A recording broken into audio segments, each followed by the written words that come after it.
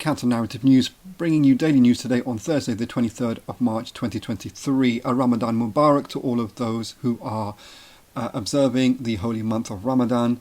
We wish the Muslim community all solidarity and peace and respect, especially those struggling against anti-Muslim Islamophobia, racism, in a framework of united front struggle against white supremacy and colonialism.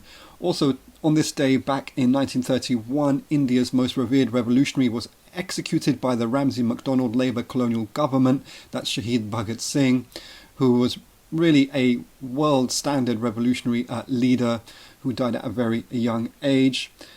Also, we'd like to signpost you to a new series on Malcolm X, which has gone up on our YouTube channel, so please do check that out. Also, a new series on M.N. Roy, an incredibly, again, a world standard revolutionary, largely unknown, but one of the great revolutionaries of the 20th century from Bengal, India, and another series on that has gone up on our YouTube channel. But going over to Albania, the Albanian Prime Minister, Edi Rama, has criticised Home Secretary of the Tory far-right regime in Britain, Suella Braverman, as denouncing her for her racist remarks about quote-unquote Albanian criminals. And the Prime Minister of Albania, Rama, says that using racist language like that to essentialize all Albanians is a criminal act in itself.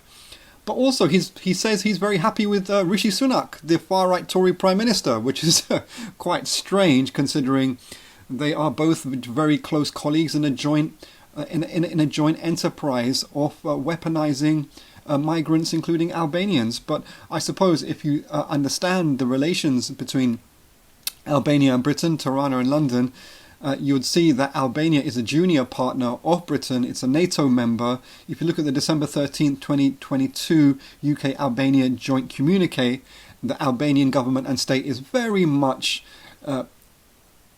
integrated into the British far-right state's anti-migrant infrastructure and policy, including returning Albanians back to Albania and all kinds of stuff. If the Albanian government and state had any real dignity and self-respect for itself and its people, it would demand that the British state actually facilitates a proper infrastructure of welcoming immigrants onto the island of Britain and not weaponizing them in their very sordid far-right culture war.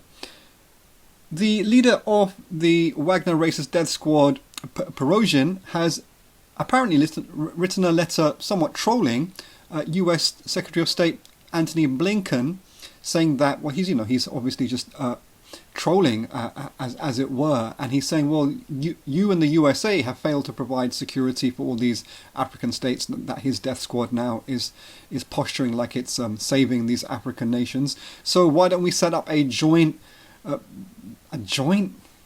militia, basically, with the US? The interesting thing about this letter is that Prigozhin and representative of the Russian leadership in Moscow are not arguing they're promoting anything different from the Western imperialists in Africa. They're saying we're taking over from you and we're doing a better job from you, just massacring a whole bunch of African people than you are, and claiming that as some kind of great success. So you can see that actually Prigozhin, in writing this letter publicly, has inadvertently admitted his own toxic neo-colonial presence in Africa in swapping one neo-colonial toxic trash, i.e. the French, the British and the USA, with another bunch, with the Russians. And finally going over to just off the coast of Tunisian Sfax, 4 migrant boats have sunk off the Tunisian coast.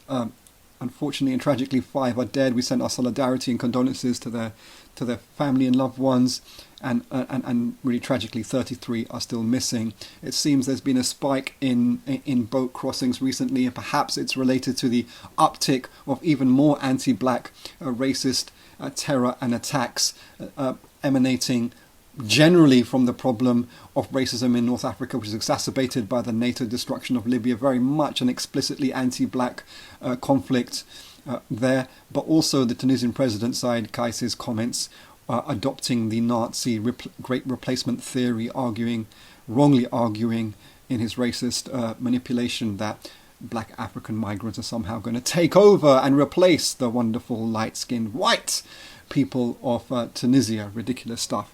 It's Counter Narrative News. Please do continue to support us. Please do encourage your friends and contacts to continue subscribing to our YouTube channel. Please do like, comment and share. And we wish you a fantastic day.